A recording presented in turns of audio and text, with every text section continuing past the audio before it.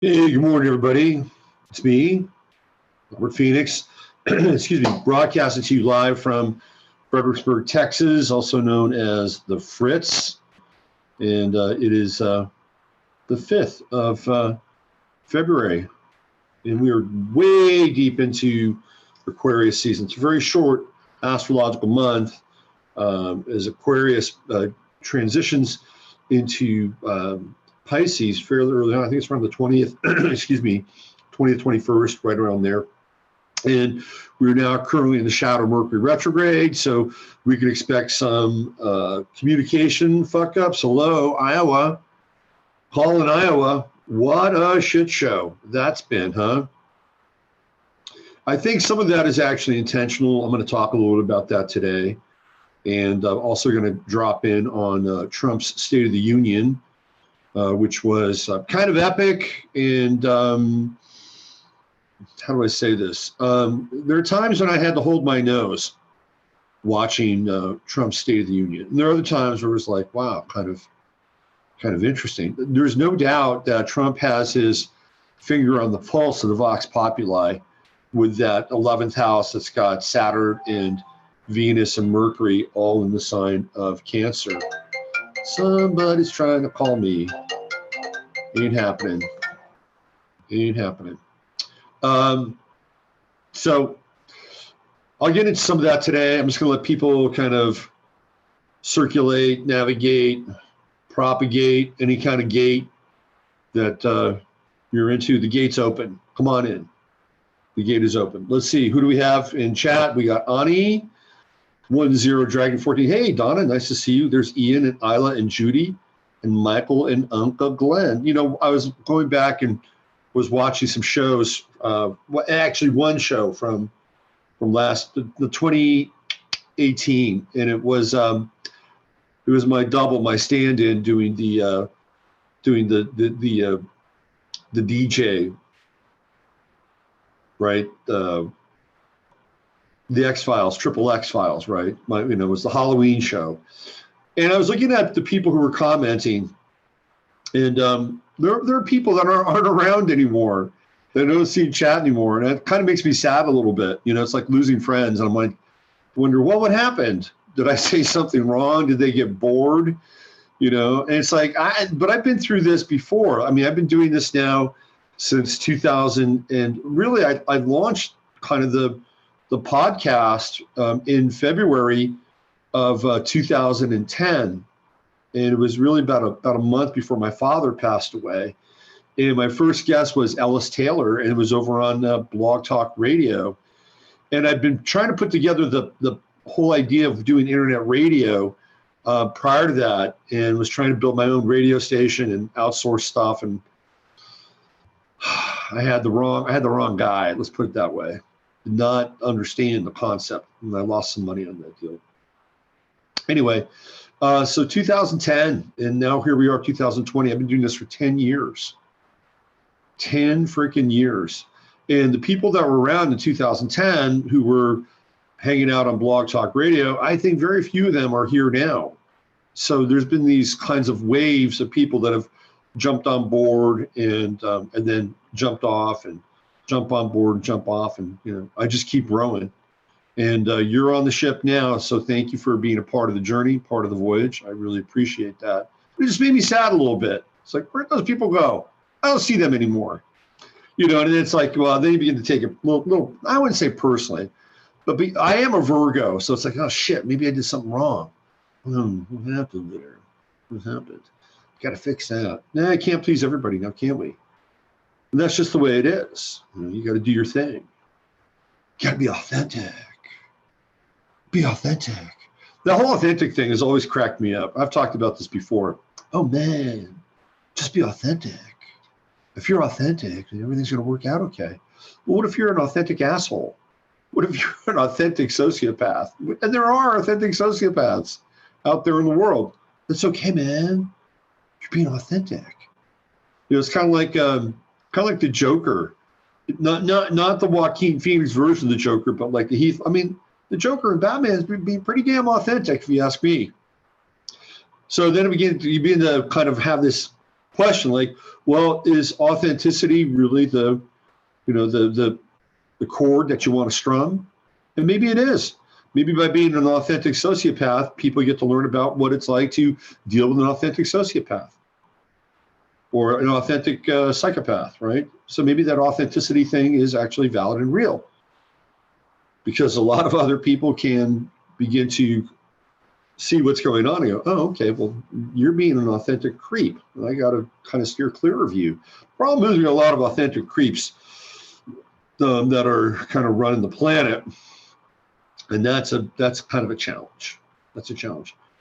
Pet peeves. I got 2 pet peeves for Pet Peeve Wednesday. Wednesday now is going to be Pet Peeve Wednesday. If you got a pet peeve in the chat, type it in. I'll throw it out there. Let's get our pet peeves. Let's exercise our pet peeves today, shall we? I got 2. Excuse me. Man, sorry. Did a little grooming this morning. After Effects. Anyway, I go to the gym. The gym has now become my temple. I still haven't gotten into the exercise classes. I'm not a good joiner that way. I'm just not a good joiner.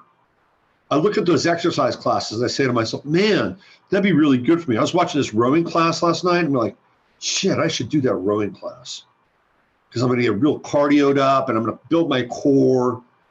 And I just keep walking. I don't know what it is. I'm not the best joiner. Anyway, pet peeve around the gym. I got 2 pet peeves. One has to do with the gym and the other has to do with an inanimate object. Okay. So the gym, my pet peeve is when people like create their own fucking gym inside the gym. I hate that. I hate it. What do I mean by that? It's like, and you know the people, if you go to the gym, you know these people, they will set up their little stations, right? So they'll take up like sometimes 2 or 3 pieces of equipment and they just rotate between them because they want to, you know, work the different muscle groups. Well, it's like, hey, you know, I want to use that piece of equipment. Oh, well, I'm using it right now. I'm using it. So I have to now change my workout because you've created your own fucking gym inside the gym. Well, why don't you just go buy, save up all your money, all your gym money, and go buy one of those Chuck Norris machines so you can just do whatever you want at home, okay? That's a pet peeve.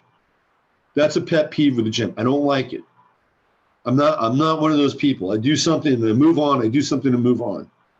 By the way, I've never been a Howard Hughes type in the gym, but now I'm definitely wiping down before and after, which I think is a good practice anyway. My pet peeve with an inanimate object is the cell phone. And I know you guys know what I'm talking about here. It's when you go to click something on your cell phone and all of a sudden the screen shifts because the cell phone is doing something and you click on it and it takes you somewhere else. I hate that. I hate that. Like, you got to wait for your cell phone. And a lot of times it has to do with ads too. Like, they'll sneak an ad in, you know, somehow so that, and then you click it and it hits the ad. They're crafty little fuckers, these people inside your cell phone, right? I hate that. You got to go back and go, okay, let me bang this, right? It's like, not very fun, I have to say. It's not fun at all. So those are my 2 pet peeves for Pet Peeve Wednesday. One are the people who think the gym is their gym, and it's not really. And then the cell phone who has this crafty little thing set up so that you have to kind of wait for everything to click through and then hit your thing. If not, it's taking you someplace, and sometimes it can be a little bit tricky to get out of that thing. Those are my 2 pet peeves for the day. You guys got any pet peeves here? Let's see. That's a good one. Robert is showing up on time.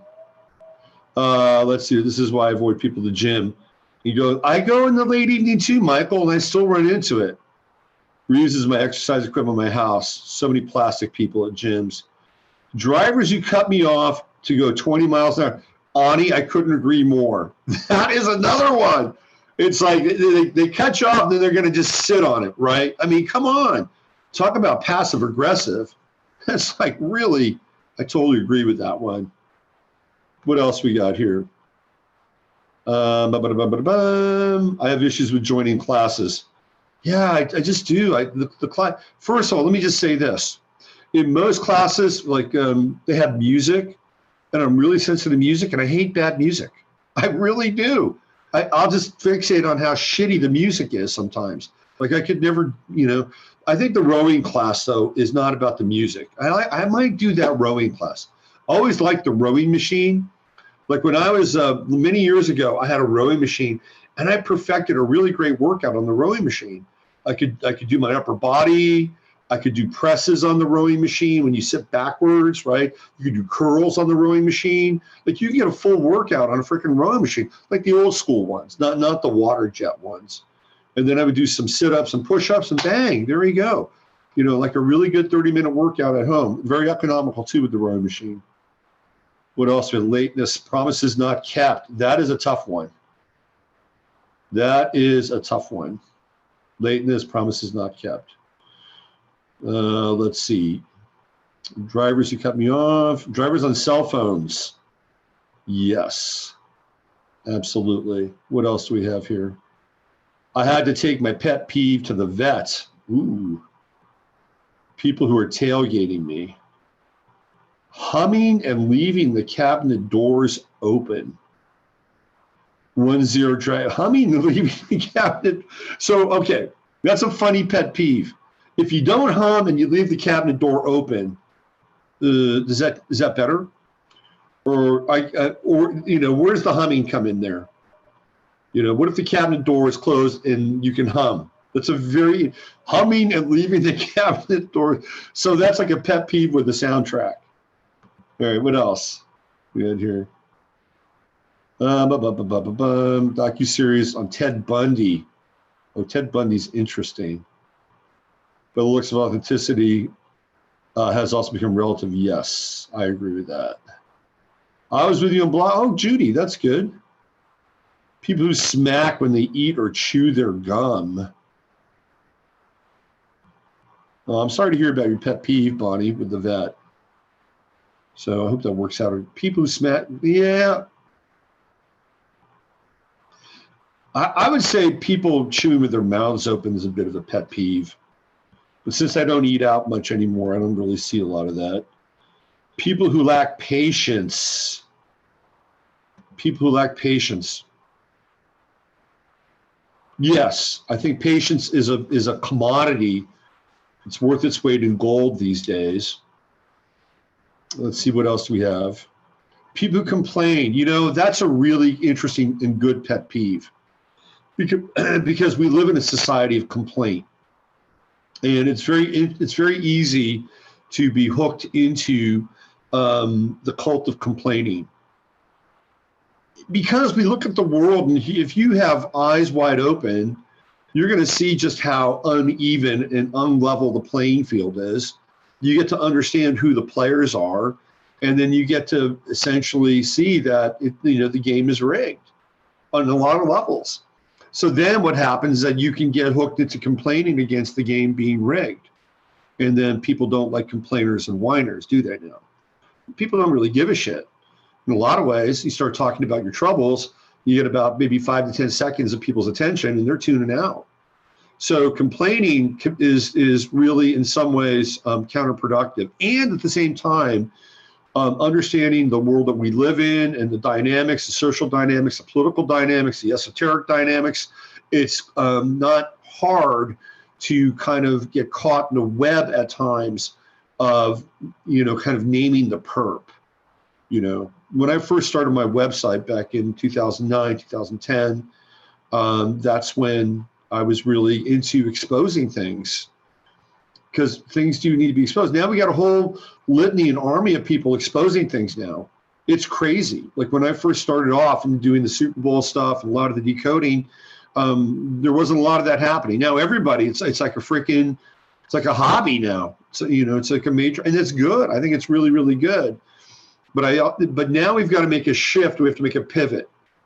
We got to make a pivot with that, so that we're not, kind of upping our membership or re-upping our membership in the culture of complaint. because complaining is ultimately cynical, and cynicism does not lead to, in my estimation, progress, unless you're somebody who uses cynicism as a tool and writes a novel or a movie script or something like that. You kind of exercise cynicism. All right, what else do we have here? People that are easily annoyed. People expose all their personal beeswax on FB. How do you? So that's a really interesting comment. So people who overshare on Facebook. Yeah, I don't know if it's a pet peeve for me, but I could see where it would be, right? And Facebook's one of those mediums where all of a sudden everybody's life becomes really important, or at least they think their life is really. But this is what social media has done. Everybody's life is just so important, We have to broadcast it and broadcast it in the most kind of superficial details at times. And it's okay to share. It's really okay to share. But remember, when you share on that medium, you're not just sharing with your friend list, you're sharing with the Facebook people and DARPA and everybody else that's scooping your data. So just keep that in mind. Astrologers for Hillary. Is that a pet peeve? Okay. Anyone listen to Veritas? Veritas got banned off of Twitter. Oh, Veritas, is that the show, the Mel Fabregas show? There's two Veritases, right? There's the Mel Fabregas show, and then there's Veritas. Veritas got banned off of Twitter because of the Bernie Sanders video stuff. Let's jump into the Iowa caucus. Let's see what we have here. Anything else here? Oh, the man bun. There we go. There's a pet peeve. People without a sense of humor. Yes. People without a sense of humor. Can you find kayaking locally? You may love it. Shari, I have kayaked quite a bit locally. Believe it or not, your instincts are fantastic. There is a river right down the road from me called the Guadalupe, and I have kayaked there on a number of occasions.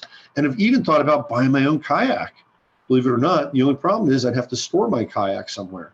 And right now I can't really store it because I live in an apartment. So, but that's going to change for sure. And thanks for picking up on that. Narcissism is Michael mentioned something about narcissists, FBs for narcissists.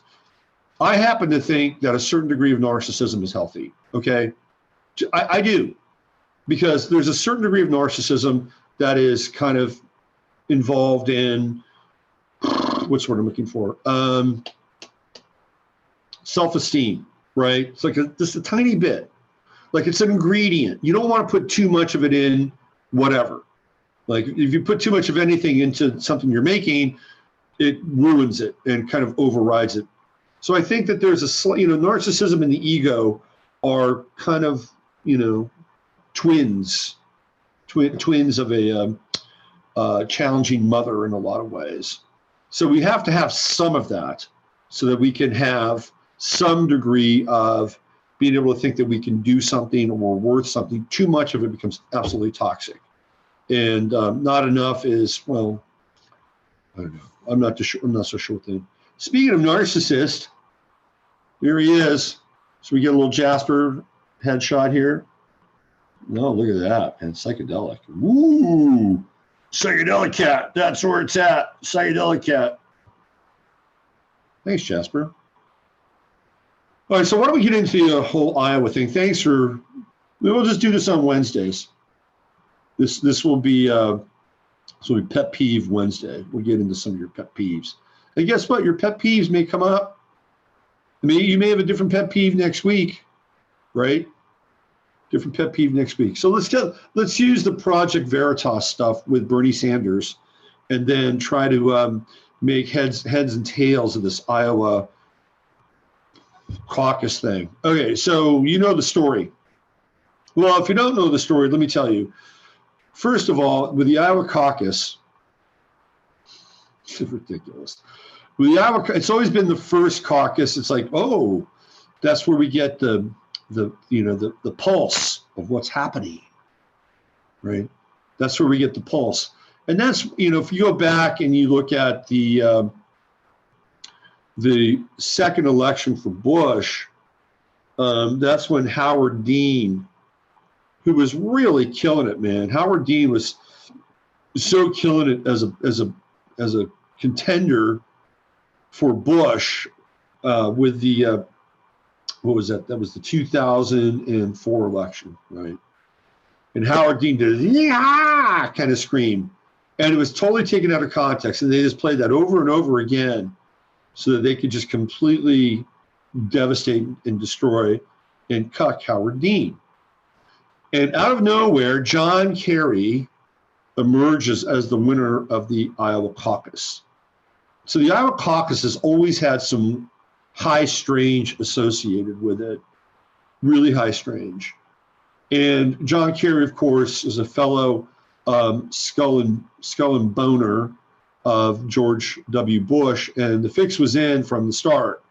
So you had people who, now you have to understand that the media has been infiltrated by the CIA and deep insiders for a very long time.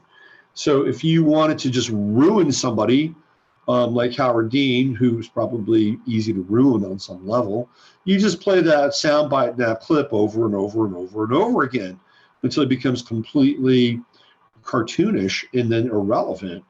And then now John Kerry, the 6'6" leprechaun, becomes the presumptive favorite. So there's always been like high strange around Iowa. Well, last night it got real, Tuesday night, it got real strange.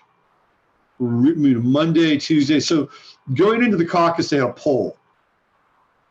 And the poll results prior to the caucus were inconclusive. Why? Because supposedly Mayor Weasel decided Mayor Weasel was left off that poll. You know what I'm talking about, Pete.Bernie. However you say his name. My nickname for him is Mayor Weasel. Anyway, Mayor Weasel was left off the list. So we can't really get a clear sense as to what really what happened or what went down with the pre-caucus poll. And let's just throw that out. Well, that was setting the stage in a very Mercury retrogradian kind of way for the caucus. Now, Jasper, you have to respect. This is where Jasper is becoming a narcissist. See, Jasper now just thinks he owns everything, including the camera, including the screen for the computer here, the desk, everything. Like Jasper's the ultimate narcissist. I don't know how I put up with it. I do because he's cute. He's a cute narcissist.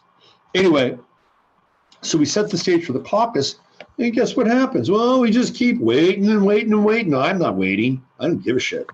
But people are waiting and waiting and waiting for those results, and the results are not forthcoming. Now, are they or were they? No, not at all. And guess who is the guy who is running the app? You know, guess whose app they're using to compile all the results? It's Mayor Weasel.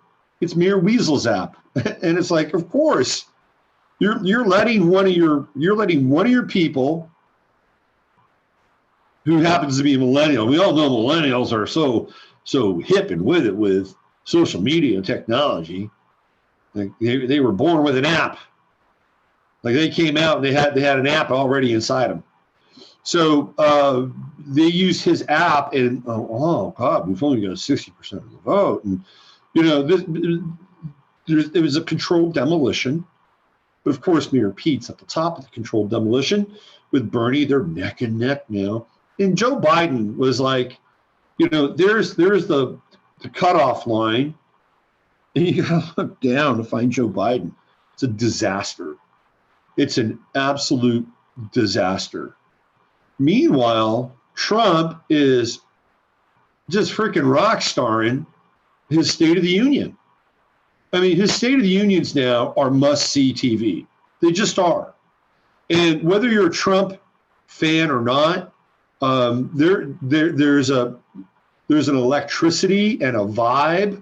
That's that Sun-Uranus conjunction in the 10th house when Trump is doing these things. And I don't agree with everything. And some of the shit that they brought up, I had to, kind of, close my mouth.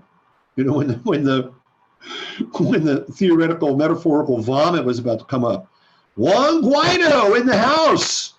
You know, Juan Guaido is not a paragon of virtue. Juan Guaido is a high-ranking Freemason. That's why he's there, and they're trying to continue to pimp him out and flip the government of Venezuela, right? That they're still trying to do that shit. And Guaido's in exile, essentially. And what does he do? He's waving. If you watch it, he does the triad claw, right? He does the triad claw. Total sign. He's like, oh yeah, here I am, Juan Guaido. And it's like, you gotta be kidding me, man. You just gotta be kidding me. And just speaking in loving tones. And then the whole thing with Soleimani, I'm not a big fan of marketing assassinations. I'm just not. I mean, I know it's a brutal, brave new world out there, right? A brutal, brave new world. And, you know, we're talking about gangland hits and, you know, gangs running around masquerading as governments. Look, I get that and everything. But, you know, using it and marketing it and using it as kind of a publicity point during the State of the Union is, you know, it's really high propaganda stagecraft, which I'm just not down with. I'm really not down with. And then so there was that element. But then you had other stuff that was like kind of mind blowing. You know, I'm not a big Rush Limbaugh guy. Here comes Jasper. Take two. Jasper, yes, I know. You so want to just jump in here. You have Rush Limbaugh, and this is the genius of Trump. And then there's a lot of genius around Trump, I will say. Some of it's kind of dark genius. He's a Gemini, of course. But the genius of Trump is they bring Rush Limbaugh in. And Rush Limbaugh, of course, he has lung cancer, and apparently, you know, once you get stage 4 lung cancer, according to the doctor in the house, it goes straight to the brain, and then, you know, your days are numbered. Now, Rush Limbaugh was a real critic of Donald Trump. Like, he did not like Trump. Let me do this here really quickly.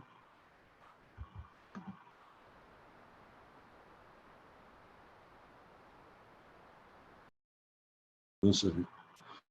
So what does Trump do? He brings him in and he gives him the Presidential Medal of Honor.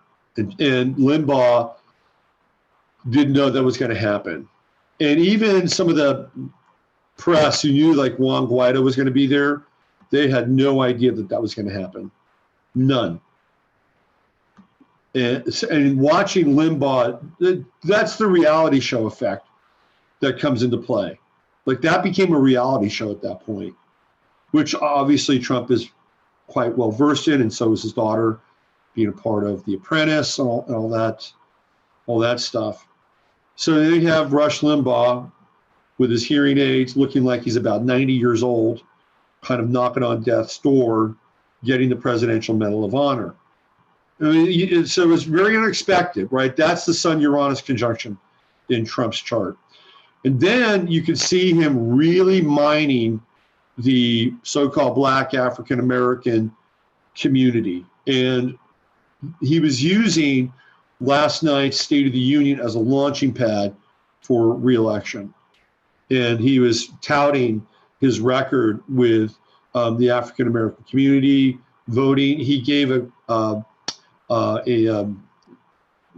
promotion to this guy who was part of the Tuskegee Airmen, and now his great-grandson is a member, you know, a fledgling member of Space Force, you know, the whole lineage trip. I mean, the State of the Union was like just chocked with moments like that. And so you get some really interesting stuff, program stuff that caught people off guard. And then, of course, you have the deplorable stuff like Juan Guaido and sort of the marketing, the pimping, and the public relations spin on assassination, because assassination is always a good thing, right? Happens all the time. I guess we're just seeing it now, kind of in front of us. So there was a lot of promotion going on. There was a lot of stuff. Like, if you were a Second Amendment person, Trump told you straight up that as long as he's president, nothing's ever going to happen to your Second Amendment rights. So this is a really strong platform for him to deliver his agenda for re-election. Meanwhile, Nancy Pelosi's sitting there in the background, sucking on her dentures. And there were times when she wouldn't get up and clap. And she didn't even, so when Trump talked about black colleges, and it's interesting because I was talking about black colleges the other day when I was talking about the Super Bowl and how the Kansas City Chiefs were kind of an advanced team athletically because they were getting athletes out of the black colleges, which the NFL really wasn't doing at that time. So Trump stands up for, black colleges and says, we're going to make sure that we fund them. And what does Nancy Pelosi do? She won't even lift her Botox butt out of that chair and clap. She won't even clap for black colleges. Now, again, I know it's all theater and stagecraft, but if I was a so-called black African-American person and I saw her ass sitting down there, I'm with this Trump guy because this is not something, what is she doing? And even with that Tuskegee Airman guy, she didn't even get up for him. So, who is really the racist party now in Washington, D.C.? I mean, you just kind of look at those moments, and those moments are telling. They're very, very telling. It'll be interesting because the Kansas City Chiefs are going to be going to Washington, D.C., and they'll all go. Andy Reid will go. Pat Mahomes will go. I guarantee you that. And that's not going to sit well with a lot of the wokey wokes. But that's going to happen, even though Trump thought the Kansas City Chiefs played in Kansas. That little geography and NFL lesson there, Donald, wouldn't hurt.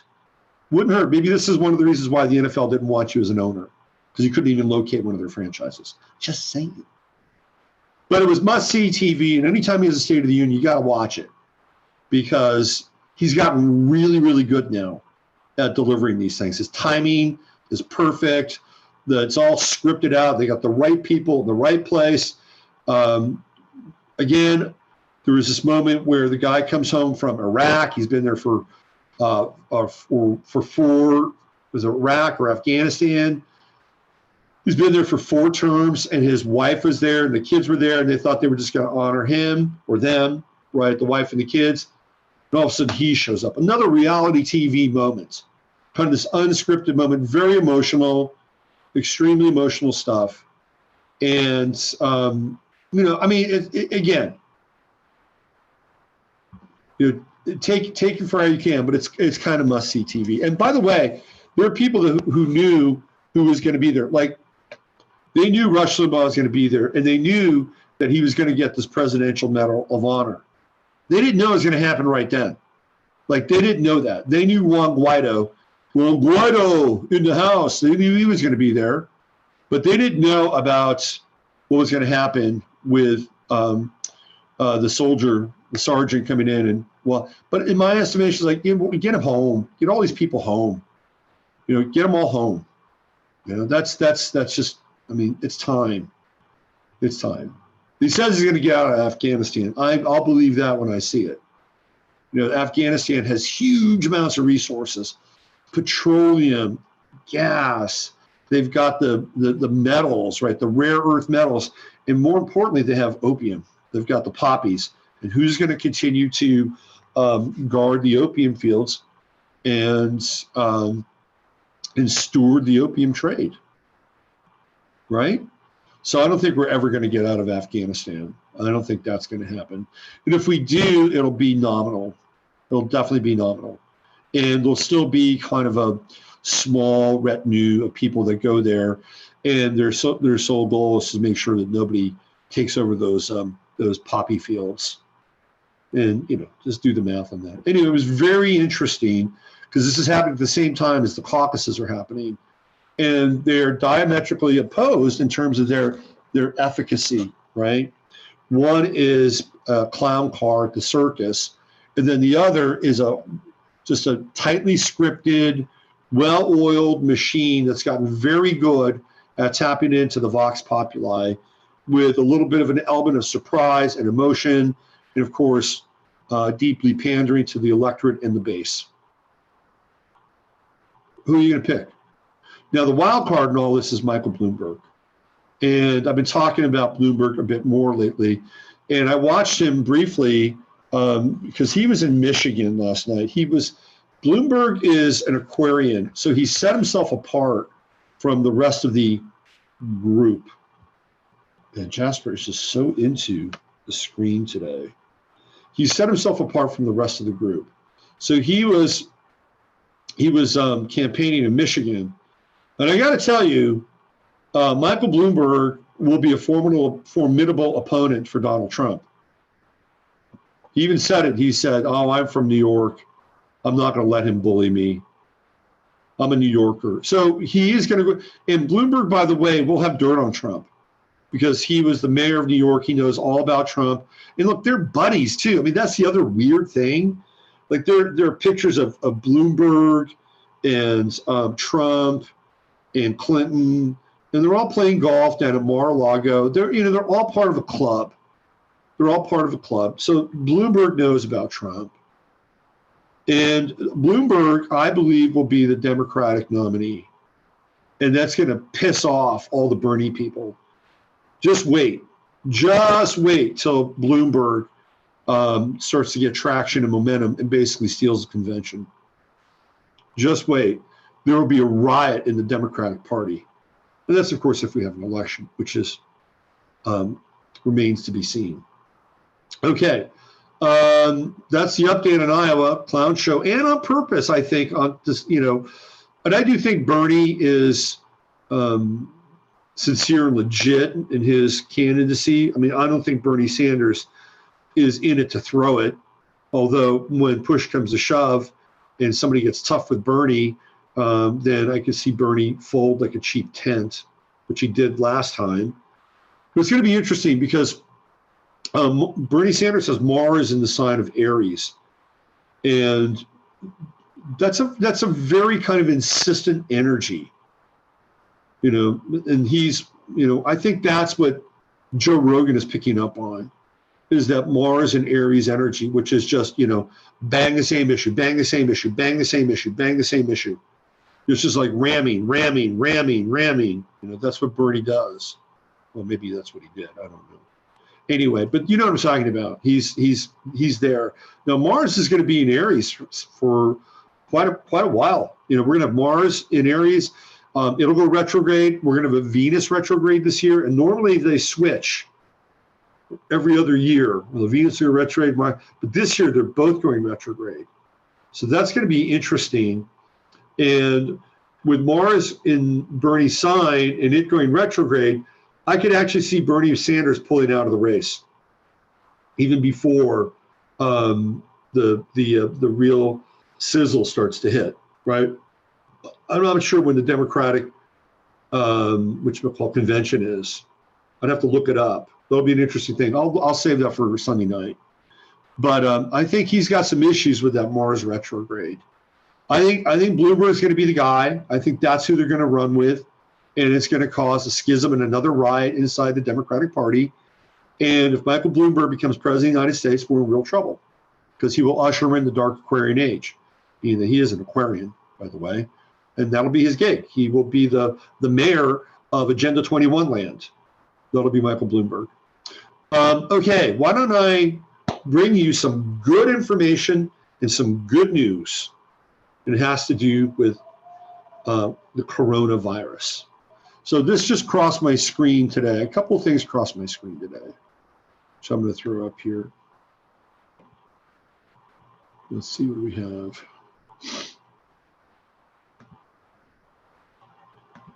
Let's see.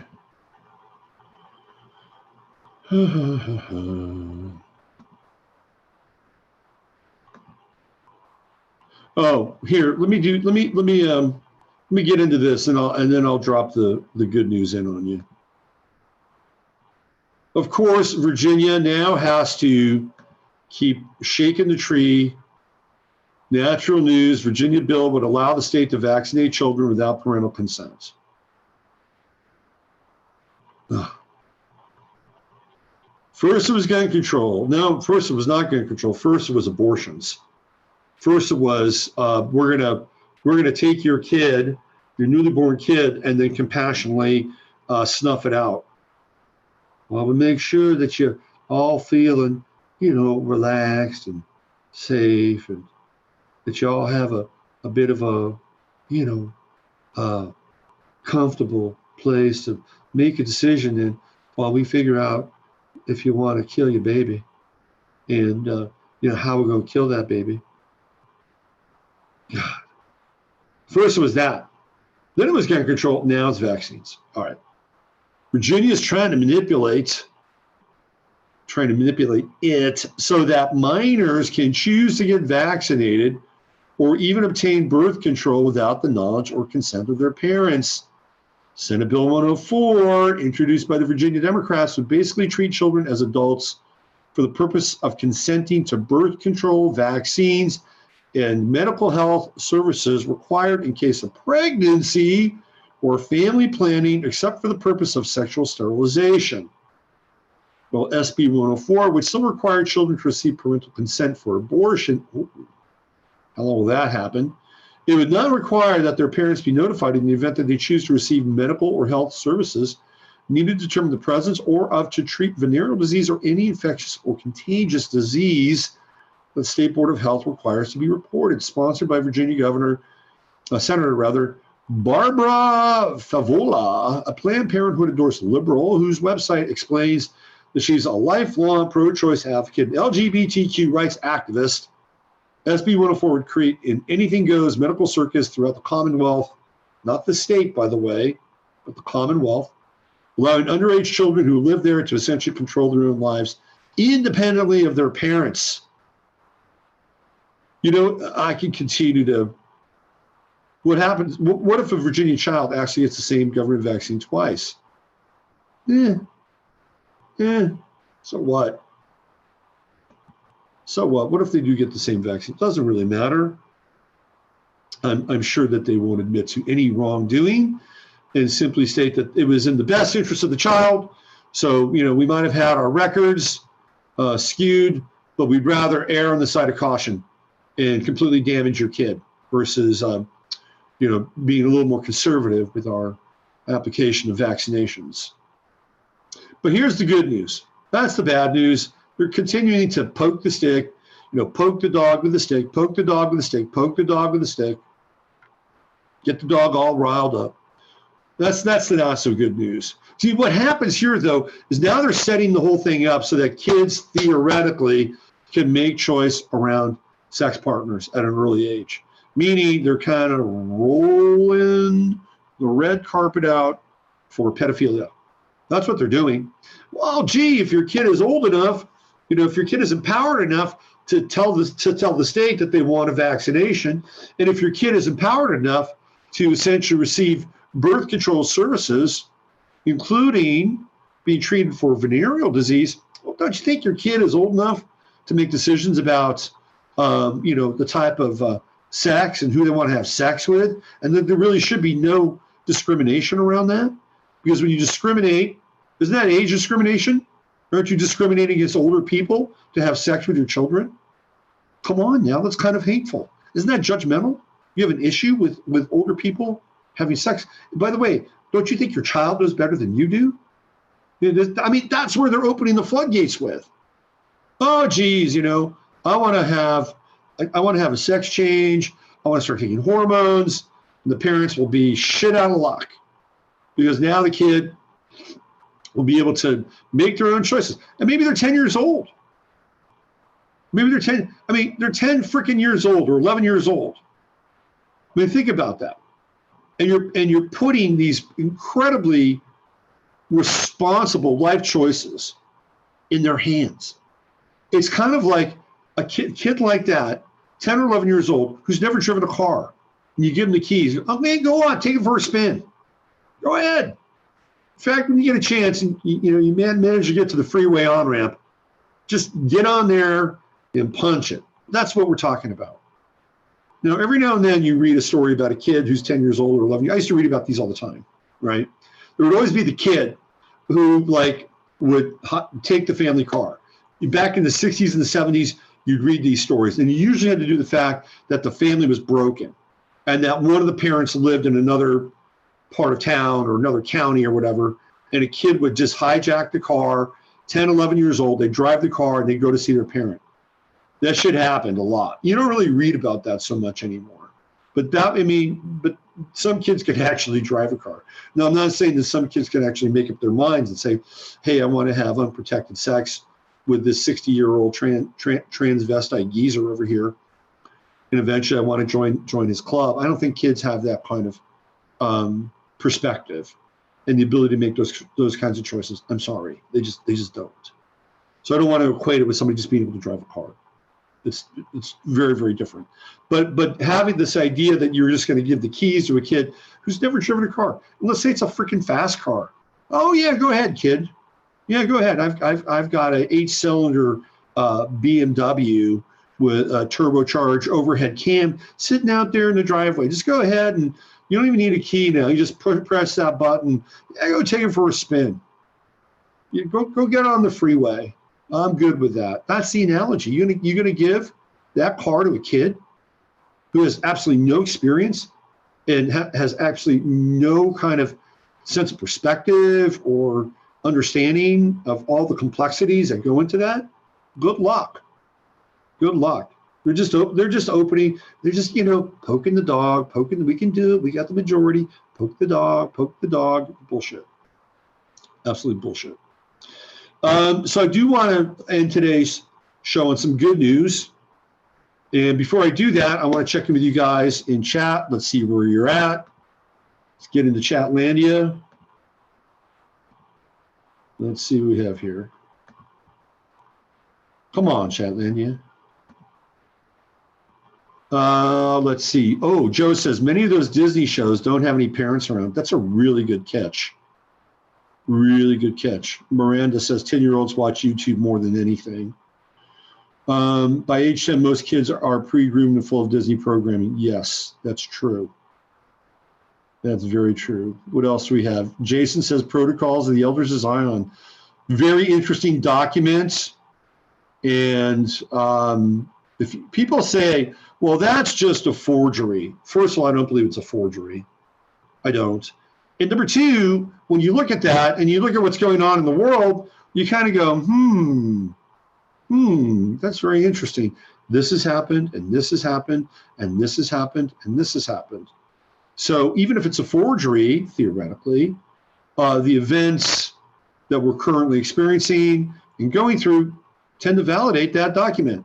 There's also another document which Deborah Tavares talked about, and I discovered years ago, called Silent Weapons for a Quiet War. You look at some of that stuff, all that stuff is happening as well too, right? So let's see, what else do we have here? It seems like part of the new agenda is to take childhood away. Absolutely, they don't want your kids to be children. Hell no. Pelosi has insanity defense. Pelosi was nuts.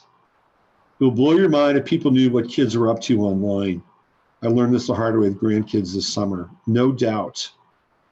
No doubt. Pelosi's eyes looked crazy last night. She was in a weird state, wasn't she? And then she tears up the speech. I mean, my God. That was just bizarre. The whole thing was just utterly bizarre.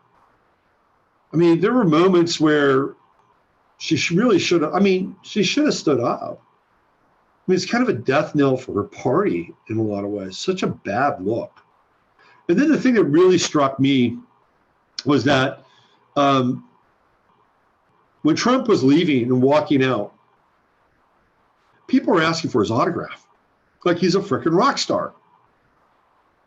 So one guy had him autograph his tie. So Trump's signing autographs like he's, I don't know, Barry Bonds, although Barry Bonds never signed up. Like he's Tom Brady. He's signing autographs like he's freaking Tom Brady. All right, let me give you guys some good news around Corona.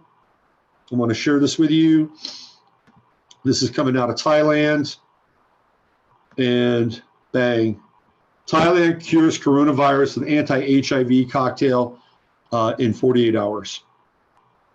A Chinese woman infected with the new coronavirus showed a dramatic improvement after she was treated with a cocktail of antivirals used to treat flu and HIV. Geez, I wonder why. Maybe it's because there are 3 layers of HIV embedded inside of the coronavirus. The 71-year-old patient tested negative for the virus 48 hours after Thai doctors administered the combination. Dr. Kringsak Atinapornowicz, I can't believe I just said that name. Adi Pornowicz.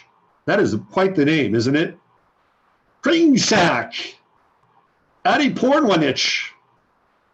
Reminds me of this name that I used to love as a kid. I used to watch Thai kickboxing on TV a long time ago.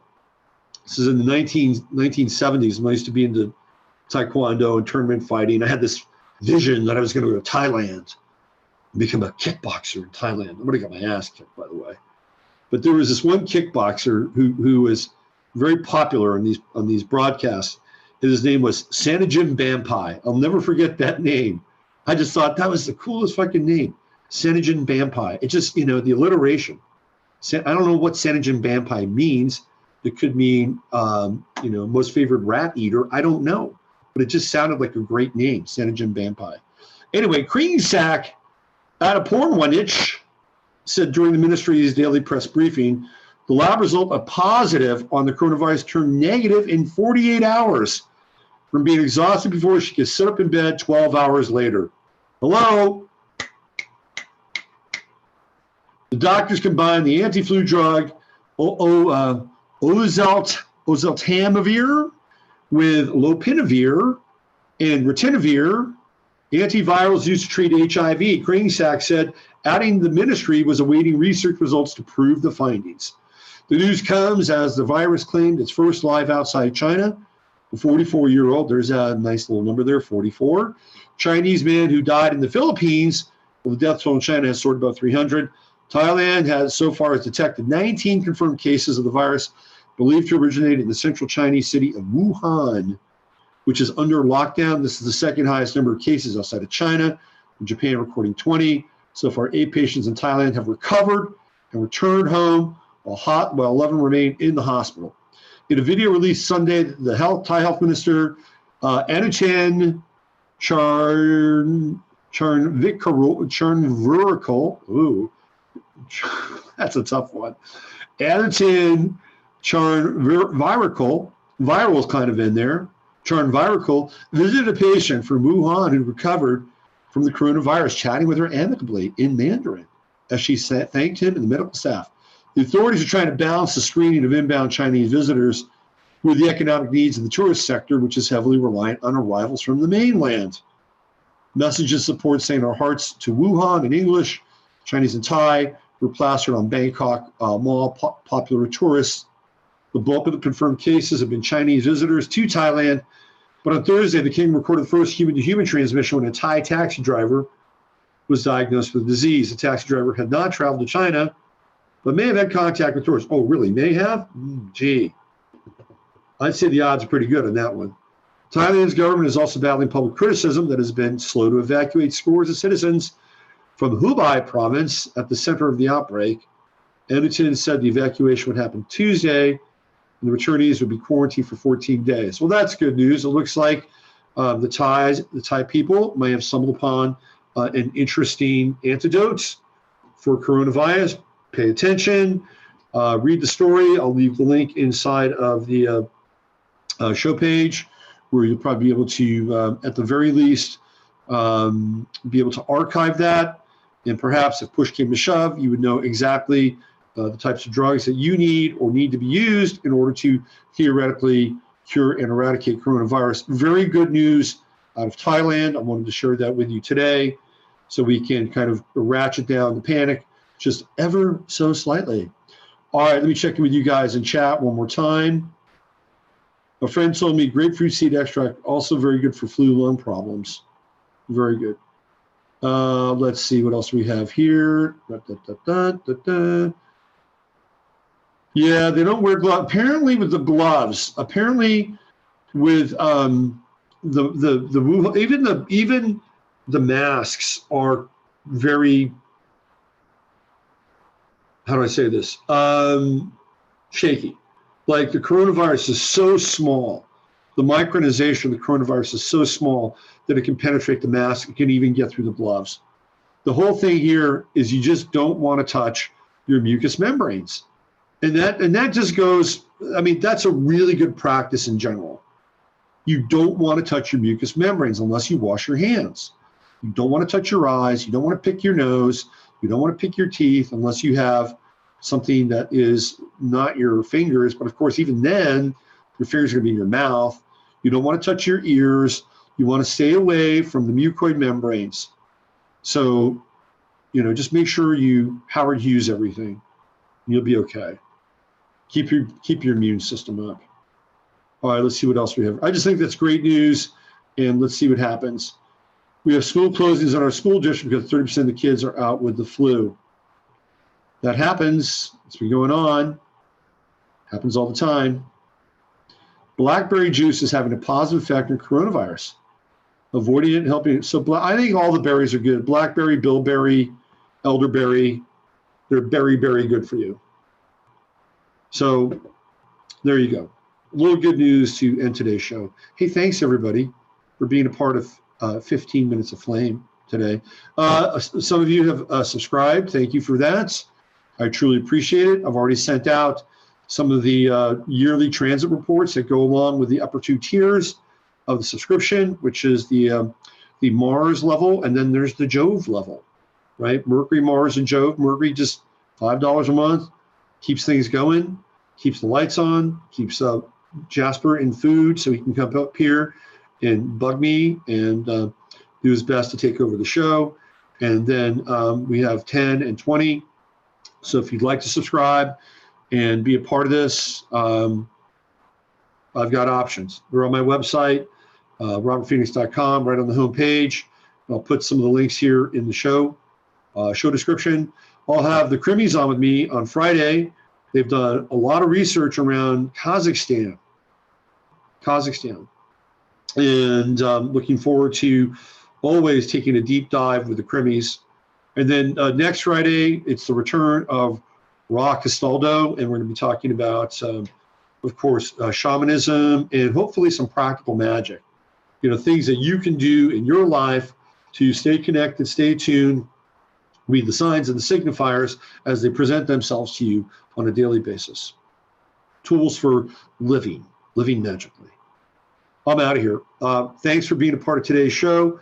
Use your head to discern what's real, your heart to step in what's possible. I'm Robert Phoenix, and you've been listening to 15 Minutes of Flame. Take good care.